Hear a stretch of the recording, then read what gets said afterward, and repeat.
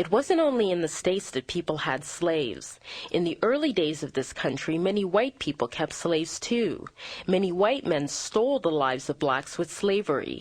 In return, many of these slaves stole from their masters. In the case of Freelove Hazard Allen, her life was also returned by slave owners.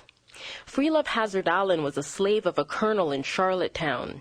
She became the key figure in a trial for theft.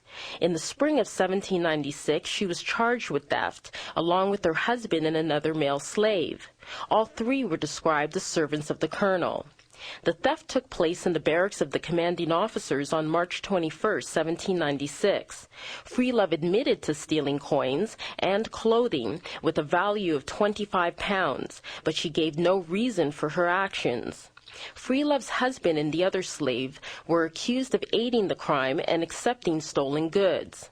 The judge in the case owned the slave. One of the assistant judges owned 4 slaves. The other assistant judge had been robbed by a slave a year earlier. There were at least 3 slave owners among the jurors. It was clear to Freelove that she wouldn't get a break in this courtroom.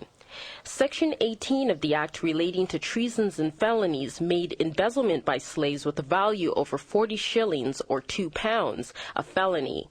Hanging was mandatory on conviction. Freelove's husband and the other slave involved were convicted of receiving stolen goods. They were acquitted on the charge of inciting and aiding Freelove to commit the crime. The men got branded with a T for theft on the palm of their left hands and received 500 lashes on their bare backs.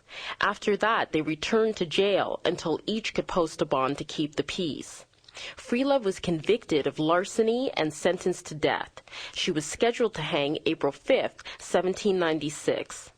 Many white women in Charlottetown didn't want to see Freelove hang.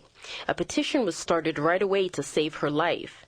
The petition, with 33 signatures, was sent to the lieutenant governor.